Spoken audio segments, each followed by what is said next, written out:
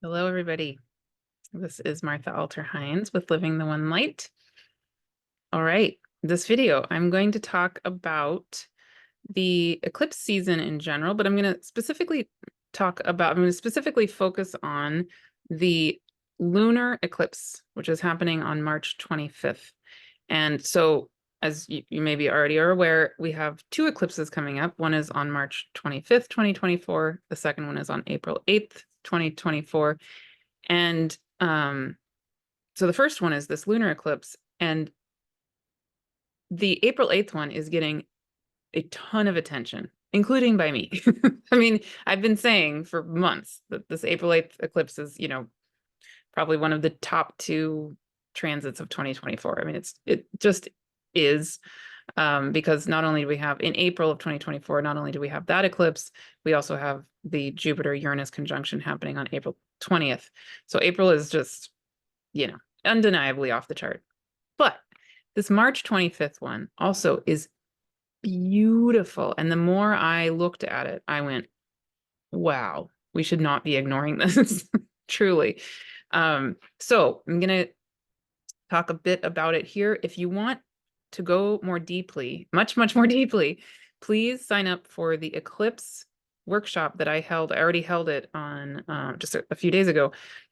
It was scheduled to be a 2 hours one. It ended up being 3 hours. Oh my goodness, because there was so much to talk about. And so there's a 2 hour workshop where I talk about the meaning of eclipses and the details of both eclipses and the kind of the trajectory of the whole eclipse season, including, I'm going to touch on this in this video too, including the Mercury retrograde, which is, I realized, so significant to this eclipse season. It is, wow, it ties the whole thing together in this incredible way.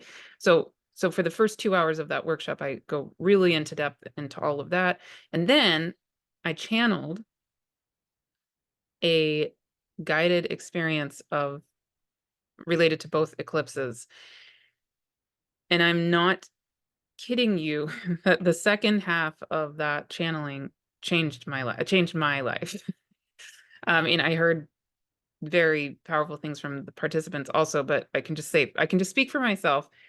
Uh, it was wow.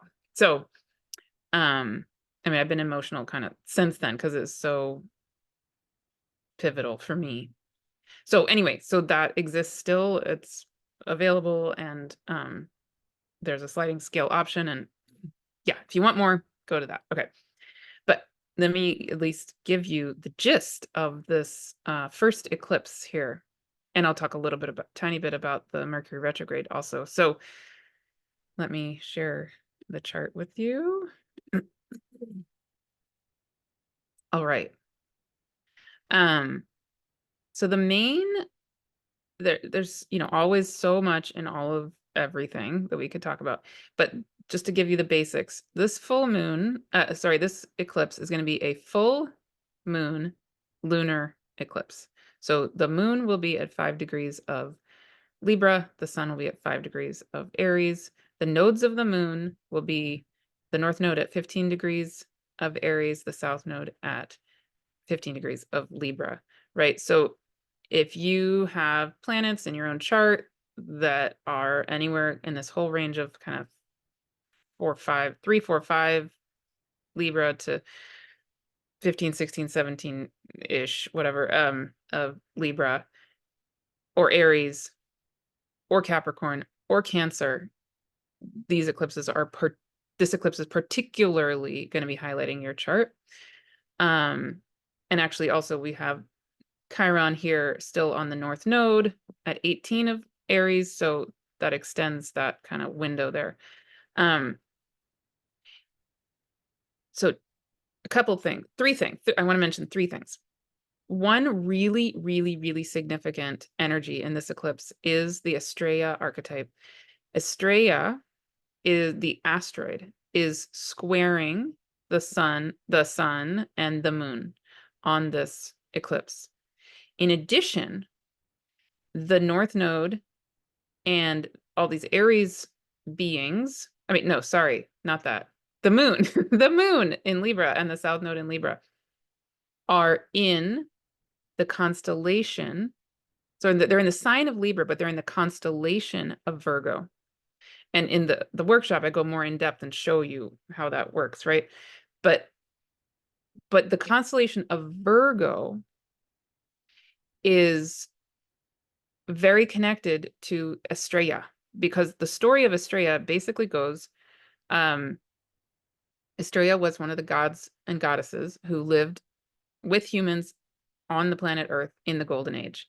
And then as the Golden Age started to wane, and as there started to be more violence and strife and all that on the planet Earth, the gods and goddesses started to leave. But Astraea was the one who stayed. She was the last one to stay. But eventually it got so bad that even Astraea said, okay, I can't deal with this. And she went off into the stars, and she became the constellation of Virgo, or the priestess. The constellation of Virgo at this point in time in history, it's a huge constellation, and it spans the end of the sign of Virgo, the whole sign of Libra, and the beginning of the sign of Scorpio. So it's a really, really big constellation. And essentially, if you have anything in Libra, that thing is in the constellation of Virgo. And Virgo, like I said, is Astraea. It's also associated with lots of other goddesses like Isis and on. But Astraea is one of the very key goddesses that is represented by the constellation of Virgo. So, so this archetype of Astraea is very alive in this eclipse, and actually also in the April 8th eclipse, which I'll talk about. I'll do another video for that eclipse in a couple of weeks, or you can listen to the workshop on the eclipse, and I go into depth on both of them. But yeah, so then the other key part of the Astraea archetype is that not only did she go, up, kind of give up on Earth and go up and become this constellation of Virgo, but the myth says that when she returns to the Earth, that will be the time of the Golden Age. So what I feel is that we are all Astraea, bottom line, right? and I have looked at a lot of our charts, your charts, my chart, and the Astraea archetype is very, very, very, very, very strong certainly in my chart. The Astraea asteroid is conjunct my sun.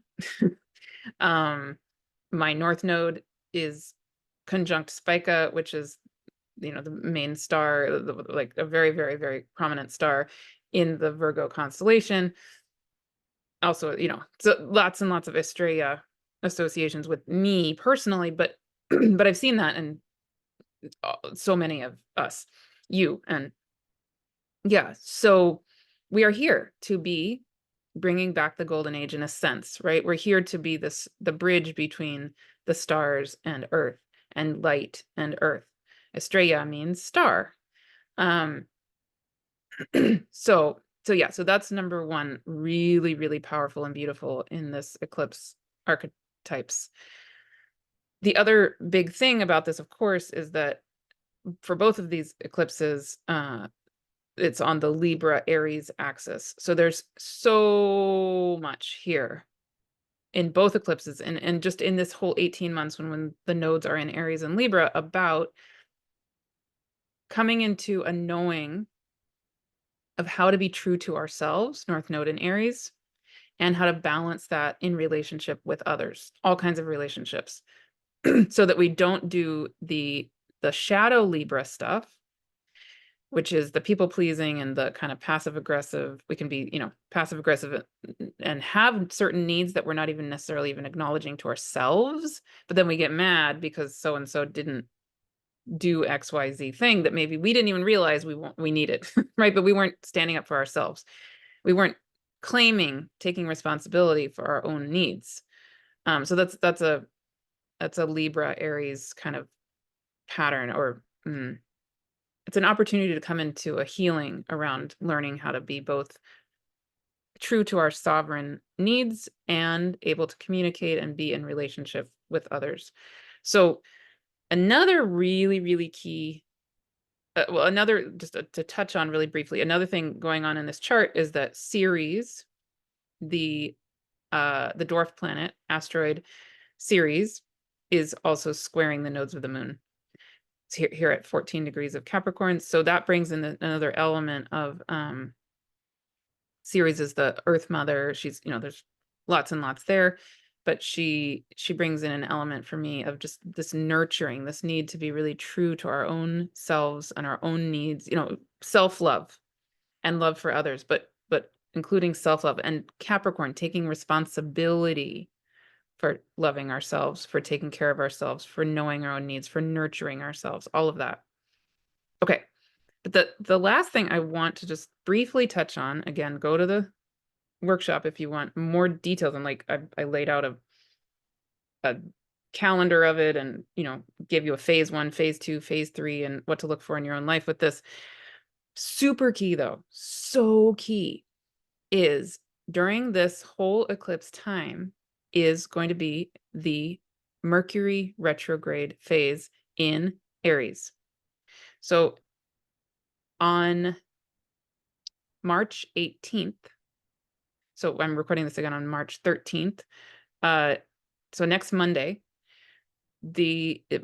Mercury is going to be entering its shadow area of the zodiac. In other words, it's going to go retrograde on April 1st, but before April 1st, it is crossing the space where it will eventually go retrograde across, right? So let me break that down. So on March 18th, Mercury is going to come to the north node of the moon at 15 degrees of Aries. That is the beginning, and interesting, it's on the north node of the moon. That's the beginning of the retrograde, of the shadow area of the Mercury retrograde, which is coming. Then on April 1st, Mercury is going to go retrograde at 27 degrees of Aries. It's going to go back. It'll be going retrograde at the time of the second eclipse. And then it'll go all the way back right to the north node again at 15 degrees of Aries, and then it'll go direct. And that's later on in April. And then it'll come back to the place it went retrograde at 27 degrees of Aries in, I think it's May 13th, right?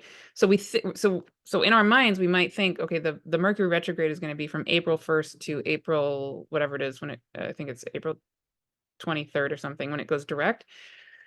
But actually, the span of time to really pay attention to is March 18th all the way to May 13th, because that's the whole 3 phases of this Mercury retrograde.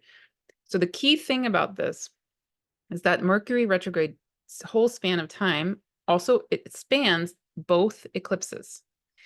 And it is doing a dance with the north node, very specifically with the north node. The north node is going to be where it's going to go direct. The place where it's going to go retrograde also is really key. It's going to go retrograde at 27 degrees of Aries, which is not exactly conjunct, but very close to Eris-Xena. So this, to me, again, highlights this imperative that we have this opportunity right now to really get it in ourselves, that our voice, Mercury, is needed. It is so crucial to our world. And this is the time. That's what came through in the channeling in the eclipse workshop. That was the part that really changed my own life. I was so emotional. I had a hard time even channeling because I was on the verge of crying. It was so powerful for me. But basically what the spirit world is saying is it is imperative that we cut through, we let go of, like, we be a warrioress of just letting go of any notion that we're not worthy, that we don't deserve to have a voice, that we, all of that this world has conditioned most of us to, in some form or another, feel like our voice doesn't matter, et cetera, et cetera, et cetera. But it absolutely does. And not only does it matter, it is crucial to our world. So among other things, I feel like that is a theme, with the Astraea, like we're here to bring the golden age. We're here to rebridge light and to the earth and stars and earth, and bring back wholeness, bring back healing, and our voice and our standing in our self-sovereignty and our own value is key. And then being able to balance that with Libra, with being in relationship. Yeah, so it's so beautiful. I mean, so powerful and so beautiful. And I'll say more in a couple of weeks in the in a video that I'll do on the second eclipse. But yeah, that is, I think, the gist of what I want to communicate about that. And again, if you want to go much more deeply into the whole eclipse season and have that guided, channeled experience, to feel what's alive for you in the whole eclipse season, sign up for the workshop, and it's all available already for you. Yeah, wonderful. I will see you soon. Blessings for the whole eclipse season and beyond.